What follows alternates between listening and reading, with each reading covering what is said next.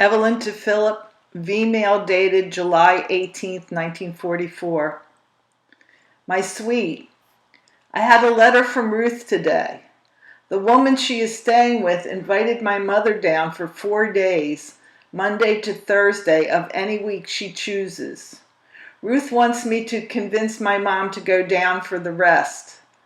I think if it is at all possible that I shall go down for those few days too and stay with the Browns if I can arrange it. I'd like to see my mom go, and I think she'll go if I do. Nothing is definite, so I'm not making any plans just yet. I had the blues again all day. I kept looking at the clock at work, wondering what you were doing at each hour.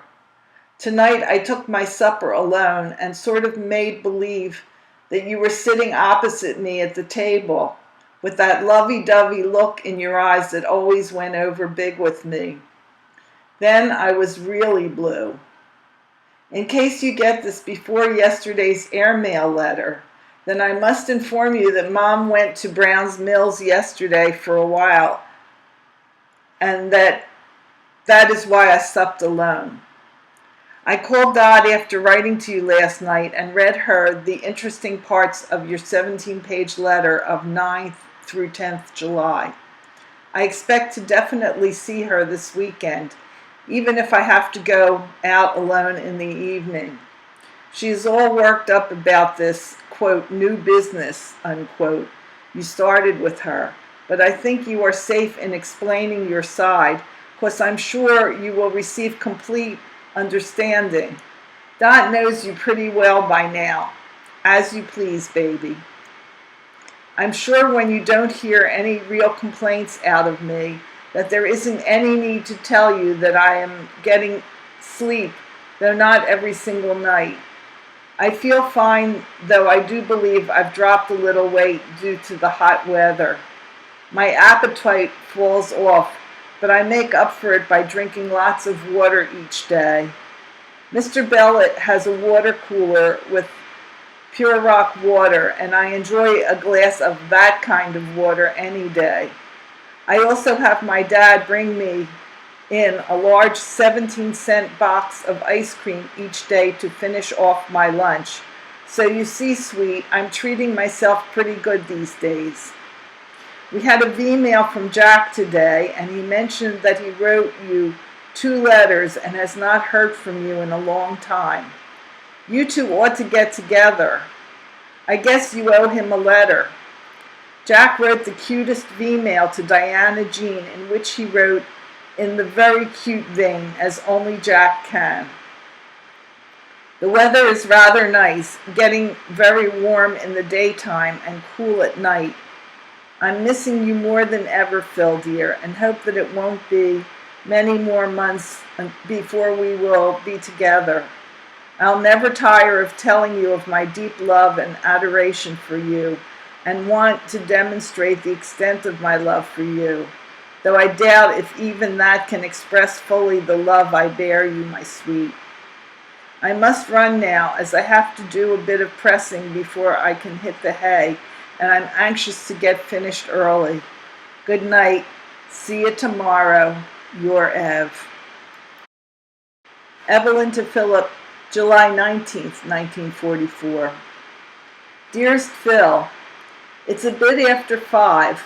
I'm still at work, and having completed everything there is to be completed, I decided to take advantage of the time to get off a letter to you.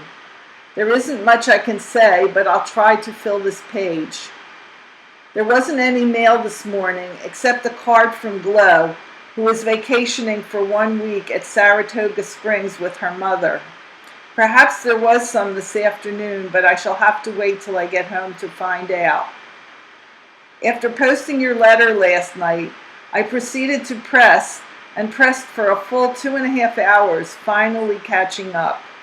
It had piled rather high, and I did as much as I could when I could. It took almost an hour of that time to do up Adele's new yellow pinafore, which is a pipperoo to press. When I completed the pressing, I took a quick shower and landed in bed about 11:15. Adele slept straight through the night, all the way up to 7:45, so I had a good night's rest. In the morning, I did my daily duties, making breakfast, cleaning our room, etc., and even caught in a bit of sewing, which had been piling up. Adele is still teething, and I'm surprised it doesn't keep her up. It's a slow process, and I'd be very happy if the whole thing were over with this minute. She's cutting 4 teeth at one time, and these 4 will complete her set in front. She still has to get 4 2-year molars to be really finished. I eat my lunch at work now instead of rushing to eat before leaving the house. I told Mr. Bellet that it would be necessary for me to eat at work because I didn't enjoy my breakfast at the unearthly hour of 10:45 after eating breakfast at 8:30, and he agreed that it would be better if I took off some time at work. My dad brings me in a box of ice cream each day and whatever else I choose to have. I bring along a sandwich from home, and if there isn't anything with which to make a sandwich, I have my dad bring that in too. I suppose you're sleeping now, as it is after 5, making it after 11 over there. Wish I could say move over and give me more room, because I'd like nothing better than to be with you right now. I think I'm getting to be a sleepyhead because I need lots of sleep to feel sufficiently rested. Page 2. I never thought I'd get this far, but here I am. How am I doing, honey? I just hit the 3/4 instead of the question mark because it's in a different place on this typewriter. This typewriter, by the way, is a Royal, an old one. It's delightfully cool today, and it would be a beautiful day if it weren't for the fact that there isn't any sun. Mr. B commented that I sure do write a Megillah, if this is any sample. I interrupted this to total the day's bills and register the totals. It is now 6 p.m., quitting time around here, babe, and I'm ready to quit.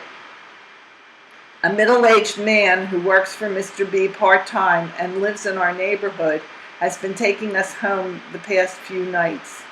Mr. B took an apartment in town, and if Mr. Perry can't drive us home, his son will, so we still get a ride. I'm waiting for my dad to wash up before I am able to leave. Guess I'd better sign off now, sweet, so I won't keep him or Mr. Perry waiting. My usual ending, that of, I love and adore you, my dearest Phil, will have to suffice this evening, but I'm sure it will be okay with you. Ever your Ev.